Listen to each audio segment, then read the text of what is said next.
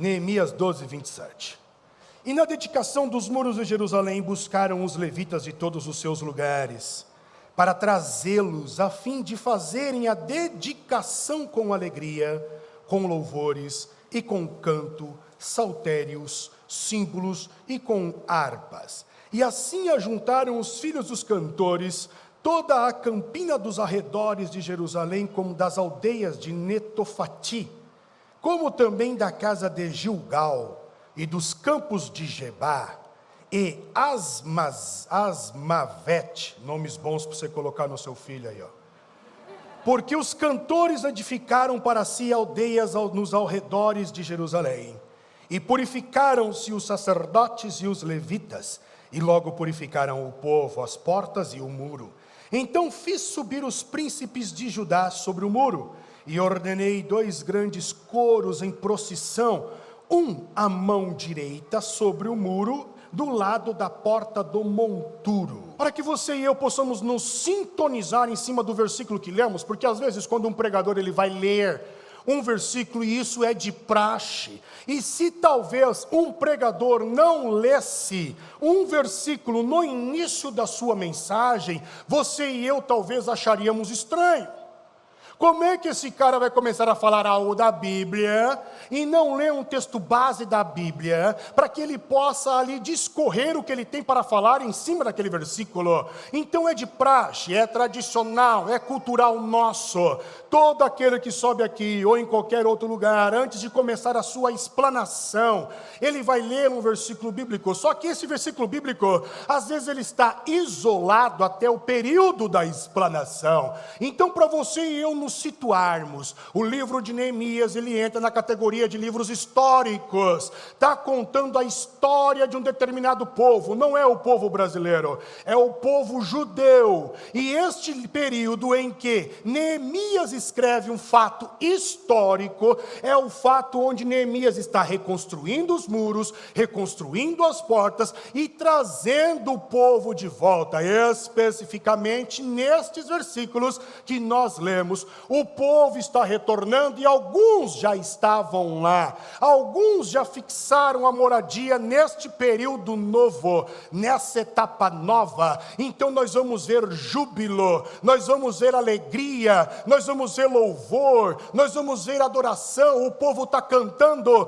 porque agora a cidade está com cheiro de novo, novas ruas, novos muros, novas portas, nova casa, é tudo novo. O povo está adorando, o povo está festejando, o povo está eufórico, o povo está alegre. É isso que significa os versículos que nós estamos lendo. Entretanto, quando eu olho para o personagem Neemias, e se você ler os versículos novamente que nós acabamos de ler, e prestar atenção, você vai ver que enquanto o povo estava festejando, Neemias estava trabalhando. E aqui eu abro um parênteses na mensagem, para tentar te mostrar que sempre existirá pessoas que estarão trabalhando, enquanto outros estarão no oba-oba e festejando. Até mesmo na hora do lazer, Neemias traz para si o compromisso, porque ele é líder, ele é responsável, ele é nato, é o nome dele que está na frente, que está na reta, é ele que é aquele que está como responsável para trazer o povo, responsável para reconstruir, para trazer o novo. Então até na hora de festejar, esse Neemias organiza a festa. Sempre terá pessoas que são tidas como chatos, porque estão organizando tudo, enquanto os outros estão apenas desfrutando. E aqui eu aprendo uma lição: quem dera se todos nós assumíssemos os nossos compromissos, quem dera se todos nós assumíssemos as responsabilidades, o serviço ele seria mais leve, o trabalho ele seria menos penoso. E posso te dar um exemplo: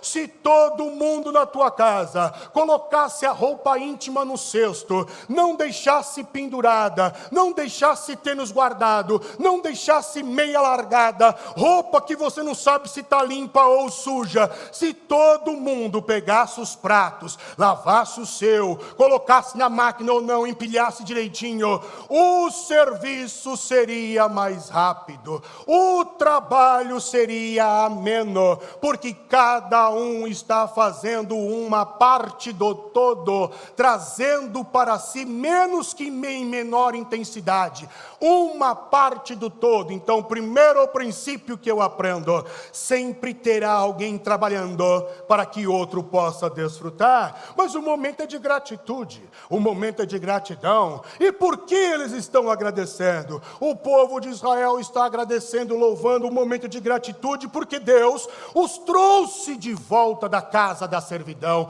os trouxe de volta de uma terra alheia. Eles estavam forasteiros em outra terra, terra que não era dele, e não era por vontade própria, não era um turismo, eles foram obrigados a ir para lá, eles foram deportados para lá, mas agora eles voltaram. Então é um momento de gratidão, porque Deus quebra o jugo da escravidão, o jugo da servidão. É um momento de gratitude, porque Deus manifesta novamente a sua fidelidade. Além de mostrar a sua fidelidade, Ele ainda demonstra que Ele é Deus que cumpre promessas. Pode passar um tempo, 2 tempos, 1 ano, 2 anos, pode passar meses, mas Deus é fiel para cumprir a sua promessa, porque a fiel não é a promessa, fiel é quem fez a promessa, e Ele não pode negar a si mesmo. E Neemias, ele sabe da sua posição, ele sabe quem ele é um líder, ele é um arquiteto, um engenheiro, um pedreiro, não sei. Ele está trazendo o povo e reconstruindo, fazendo a reforma, mas ele não é levita, então ele não pode mexer com determinadas coisas que na religião judaica era tido como sagrado. Então Neemias, que tem a ideia do consagrado, que tem a ideia do sagrado, Neemias chama quem pode consagrar. Então Neemias traz de volta os levitas, e é o seguinte: agora as ruas estão novas, os muros estão novos, as portas estão novas, a minha posição e o meu feito é este, organizar tudo isso, mas eu não posso consagrar. Então consagra a cidade e o povo, e é justamente isso que os levitas irão fazer. Eles começam a consagrar a cidade, consagram os muros, consagram as portas, consagram todo o povo, e um culto é cantado. De longe nós vamos ouvir as vozes do povo de Israel em Jerusalém festejando. E neste festejo, nesta alegria, Neemias ele menciona mais uma porta, além de todas aquelas que nós já mencionamos aqui nos domingos nessa igreja. Neemias fala da porta do monturo. A porta do monturo é tido como a porta de escape do rei Ezequias. É mais ou menos aquela porta do fundo, aquela porta que, se porventura acontecer um problema, a gente escapa pelo outro lado. Então o rei Zedequias, quando estava sendo caçado, ele foge por essa porta chamada porta do monturo. Flávio Joséfo, historiador judeu, ele escreve dizendo que esta porta era a porta dos essênios. E quem são os essênios? Uma facção. Dentro do judaísmo, que é uma religião, existiam vertentes, diferentes opiniões, e uma dessas opiniões eram os essênios. Os essênios, eles eram fatalistas, os essênios eram extremistas, e para a comunidade judaica, os essênios eram tidos como seita, e a seita em Israel era conhecida como lixo. Logo, se buscarmos o significado do termo monturo, no seu literal, é justamente lixo.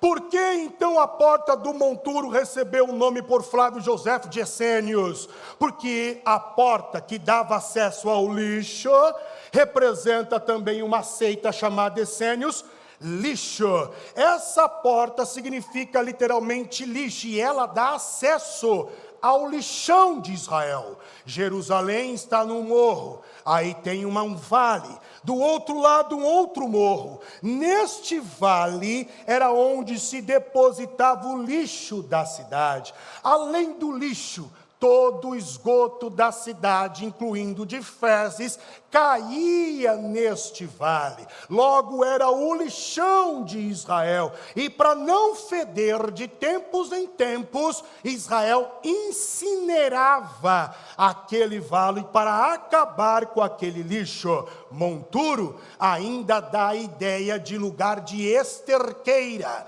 Além do lixo da cidade, da fezes humana, também é o lugar das fezes dos animais. Então não é um lugar bom para você ficar, para você visitar. Mas eu disse aos irmãos que Jerusalém representa e tipifica cada um de nós. O que temos dentro de nós, na nossa subjetividade, no nosso intuitivo, aqui dentro de nós, em nossa essência. E disse aos irmãos também, em domingos passados, que cada porta é uma lacuna do ser humano. E esta porta do monturo, se nós formos contextualizar, será que o ser humano possui dentro de si uma porta do monturo?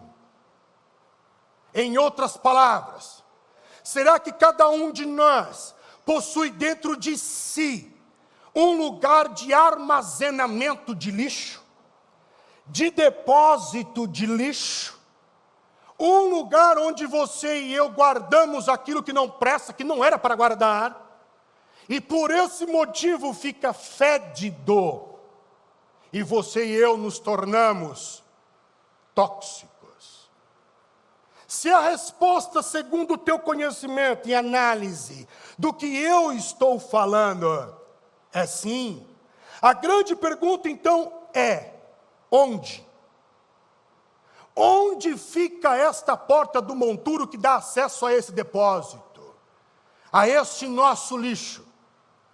Então eu fui passar um tempo com um dos meus mestres bíblicos, Salomão, porque Paulinho é o meu pastor, e Salomão diria que é o meu professor, e passo muito tempo com seus escritos, e para mim, não tem escritores melhores e maiores na Bíblia Sagrada do que esses dois. Salomão e Paulinho são o topo da essência do conhecimento. E eu fui passar então um tempo com Salomão para tentar explicar. E eu busquei então uma imaginação e comecei a me imaginar conversando com Salomão. Então eu sentado numa cafeteria conversando com Salomão, eu perguntei para Salomão: Salomão, será que existe dentro de nós um lugar que forma um depósito de lixo? E Salomão disse: sim, e nós temos que guardar esse lugar. E onde que fica então Salomão? E Salomão cita para mim o que ele escreveu em Provérbios, capítulo de número 4 e verso de número 23.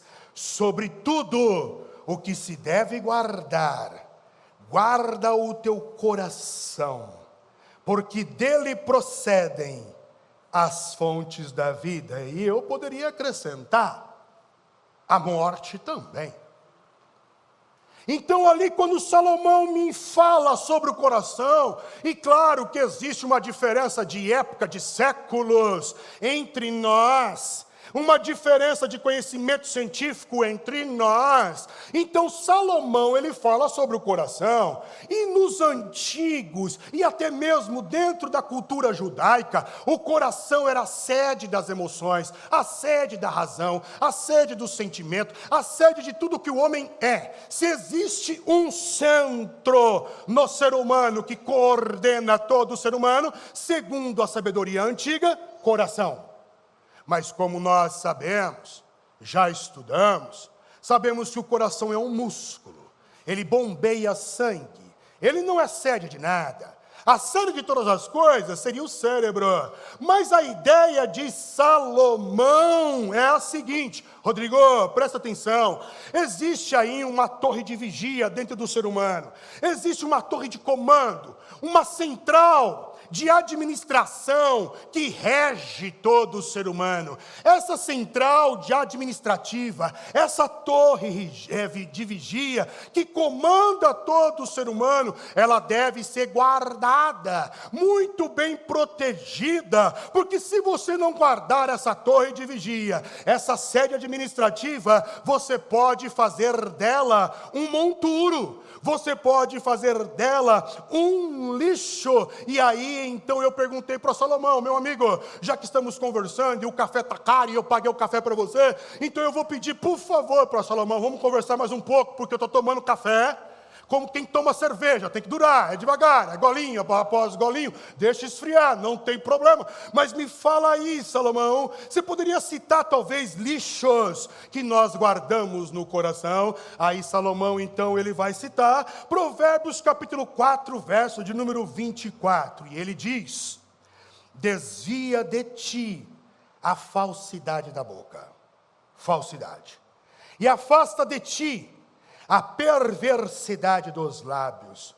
Os teus olhos olhem para frente, e as tuas pálpebras olhem direto diante de ti. Pondera a vereda dos teus caminhos, e todos os teus caminhos sejam bem ordenados. Não declines nem para a direita e nem para a esquerda. Retira o teu pé do mal. Destaquemos duas palavras: falsidade e perversidade. Por falsidade é aquilo que não é verdadeiro, é aquilo que não é sincero, é aquilo que é ilusório, uma ilusão. Isso é falsidade. E trazendo isso para nós, quantas pessoas vão armazenar, dentro de si relacionamentos falsos? O relacionamento com o cônjuge não é verdadeiro. Já começa daí.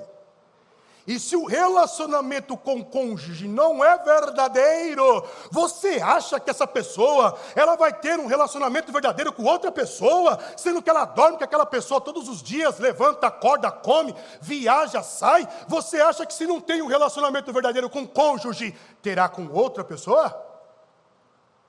Guardamos falsidade nos relacionamentos, relacionamentos políticos, dentro de interesses oportunistas, relacionamentos que não são sinceros, relacionamentos que não são verdadeiros, são ilusões. Na frente da pessoa falamos o que a pessoa quer ouvir, nas costas da pessoa difamamos, fofocamos. Se não somos verdadeiros com o cônjuge, eu ainda acrescento e ouso pensar que também não somos verdadeiros conosco mesmo, porque não ser verdadeiro com alguém é um reflexo daquilo que sou comigo. Pois se para amar o próximo eu tenho que amar a mim, logo se não sou verdadeiro com o próximo, também não sou verdadeiro comigo.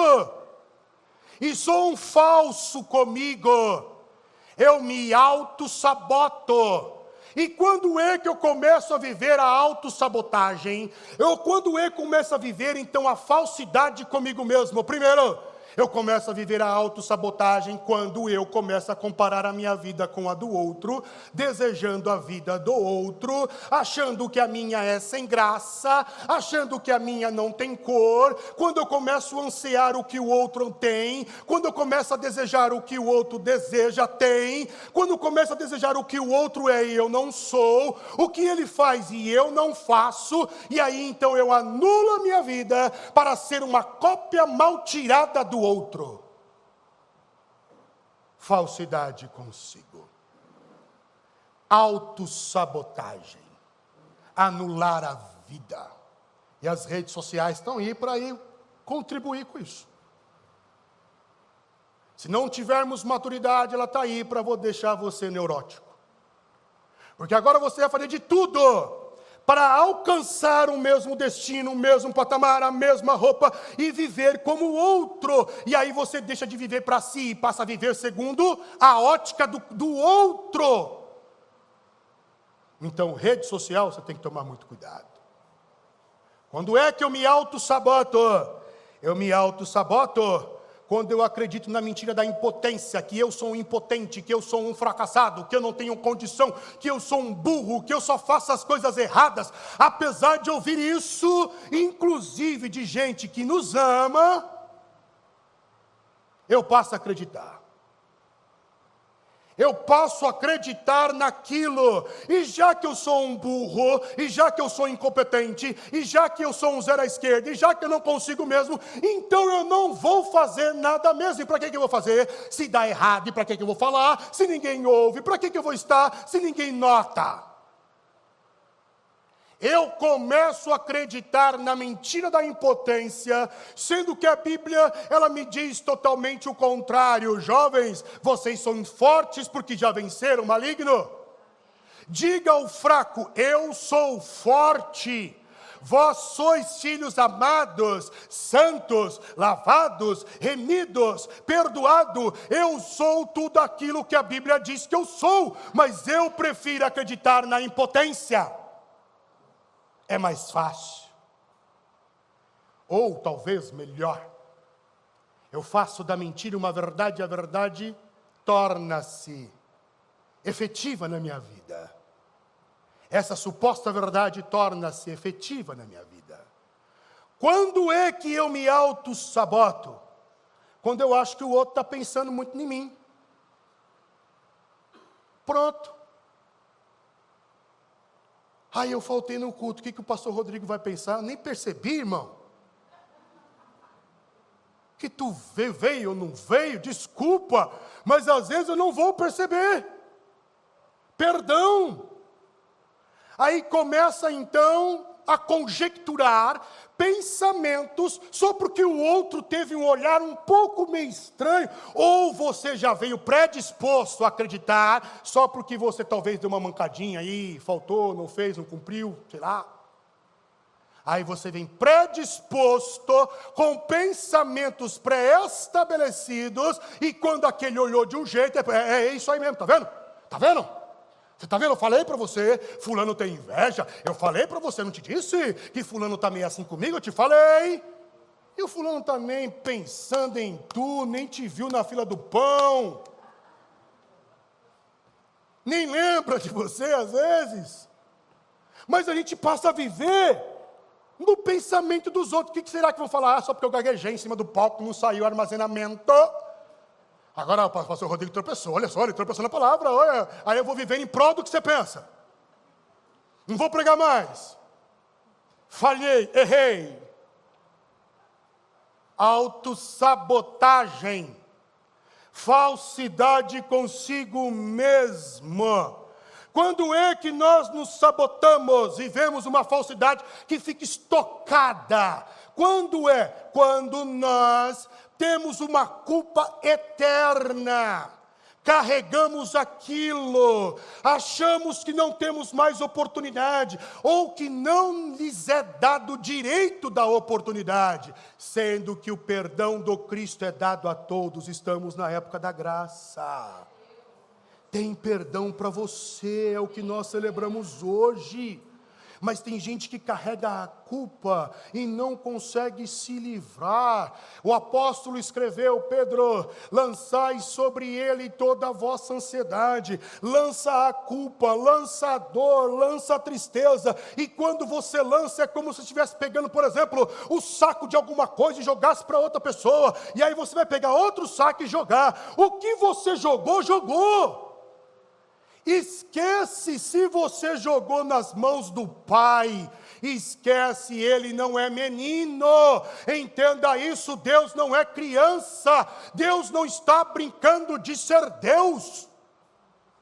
Deus não está numa posição errada de administração do universo. Deus não está na posição de soberano e Ele não está na posição errada. Deus está no controle de todas as coisas. Se você lançou, descansa no Senhor. Se tranquilize. Ele vai criar um meio. E se Ele não quiser fazer também, amém. Amém. Não vou deixar de louvá-lo e de adorá-lo por isso. Amém, Ele é o Senhor da minha vida. E a perversidade é outra imundícia que armazenamos. Perversidade fala de maldade. E esse tipo de maldade do perverso é aquela que faz com que você tenha prazer no mal, no sofrimento de alguém. E geralmente nós disfarçamos o nosso prazer no sofrimento de alguém por uma justiça.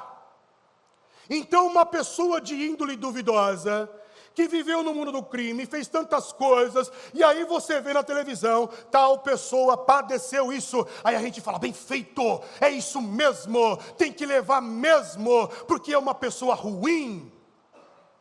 Nós somos assim.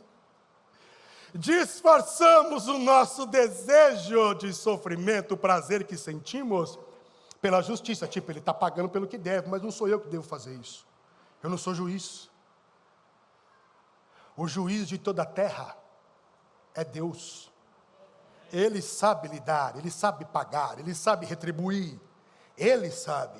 Ô Senhor, eu sei que fulano de tal está no caminho errado, mas eu não gostaria que ele padecesse. Tem de misericórdia dele, assim como o Senhor tem misericórdia de mim, que também não presto. Eu me coloco no mesmo nível. Isso é o Evangelho. O Evangelho, ele é diferente das religiões do mundo, porque as religiões do mundo separam pessoas, vai segregar o rico e o pobre, o santo e o pecador, o profano. Isso é religião. Agora vem Paulo e diz o que é o Evangelho. O Evangelho é o seguinte, não tem diferença nenhuma, todo mundo pecou e acabou. Todo mundo pecou e todo mundo está na desgraça. Todo mundo, não importa a faixa etária, gênero, cultura, época, todos pecaram. Isso é o Evangelho. Ele iguala toda a raça humana, todo o gênero. Todos pecaram e estão destituídos. Mas aprove a Deus encarnar, morreu na cruz e derramar o seu sangue para nos perdoar os pecados. Isso é para todos também. E isso é para todos também.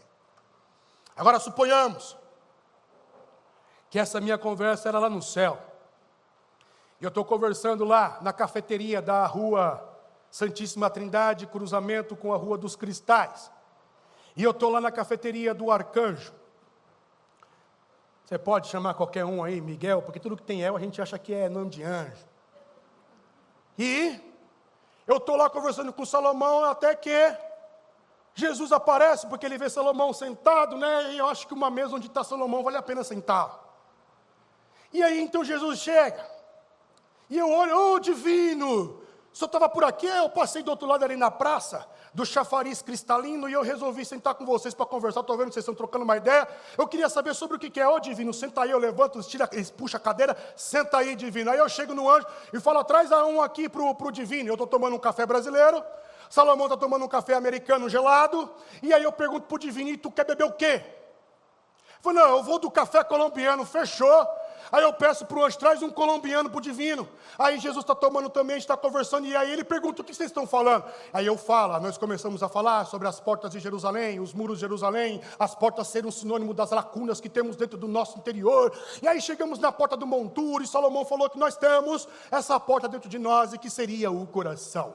Aí Jesus diz, é verdade, Salomão está certíssimo. E quem sabe Jesus então cita Mateus 15:11, dizendo, sim, Rodrigo, é verdade, Salomão está certo, porque o que contamina o homem não é o que entra na boca, mas o que sai da boca do homem, é isso que o contamina.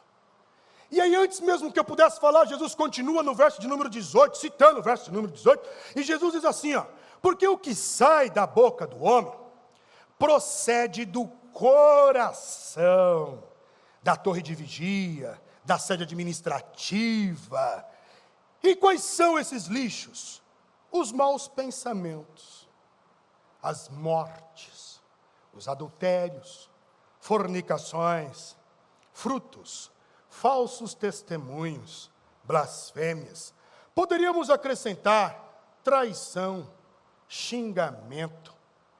Poderíamos acrescentar rancor, falta de perdão, falta de compreensão.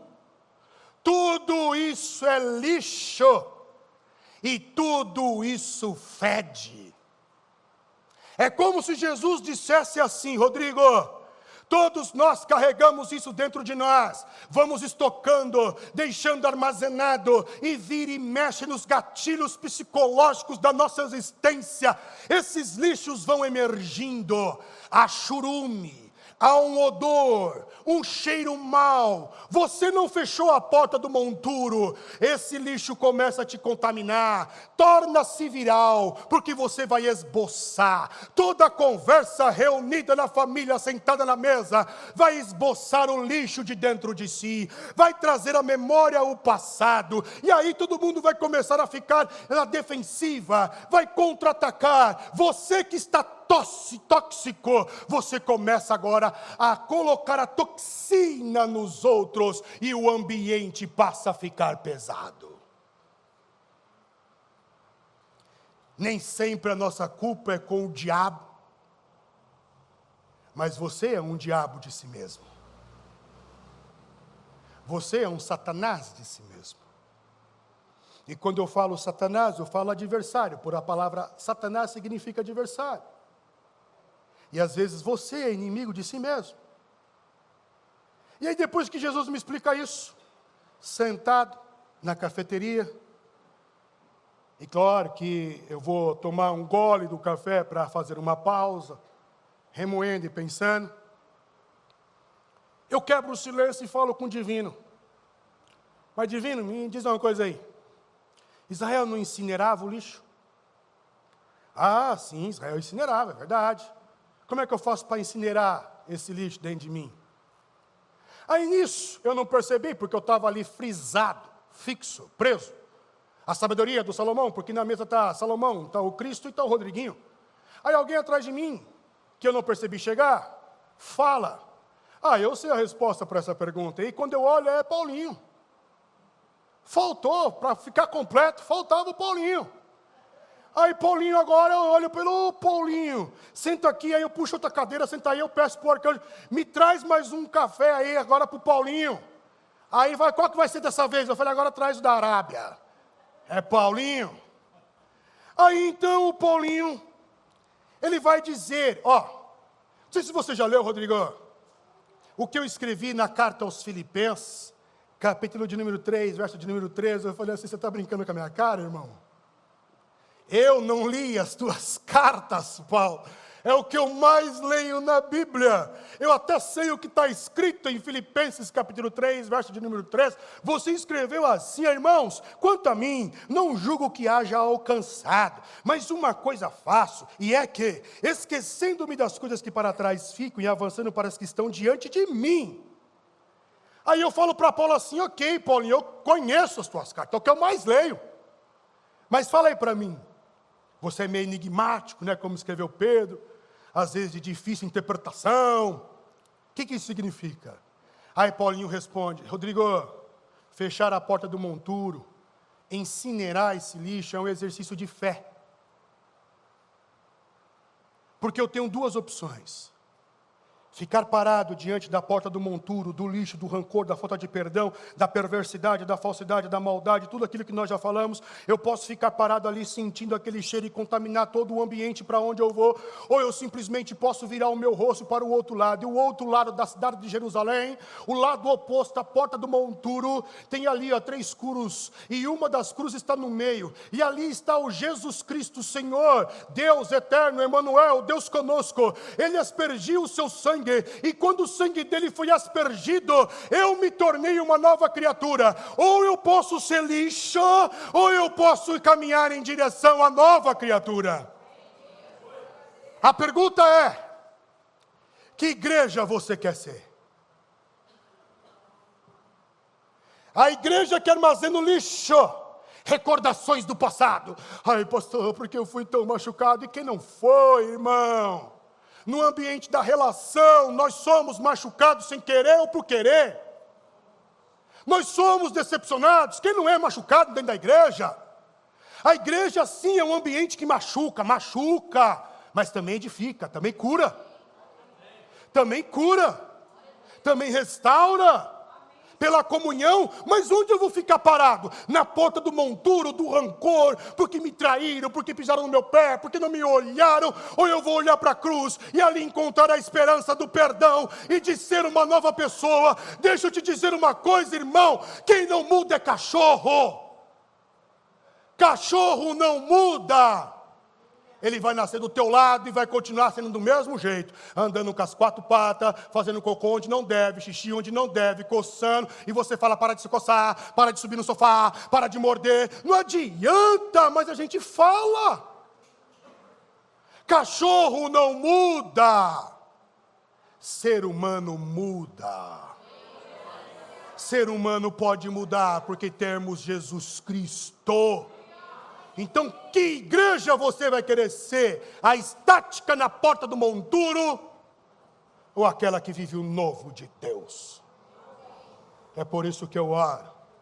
Eu oro para que nós fechemos a porta do monturo e ela fique presa, o cheiro, o odor fique preso lá. Oro para que venhamos extinguir o lixo, exercitando a fé, caminhando em direção a ser uma nova criatura. Deus os abençoe.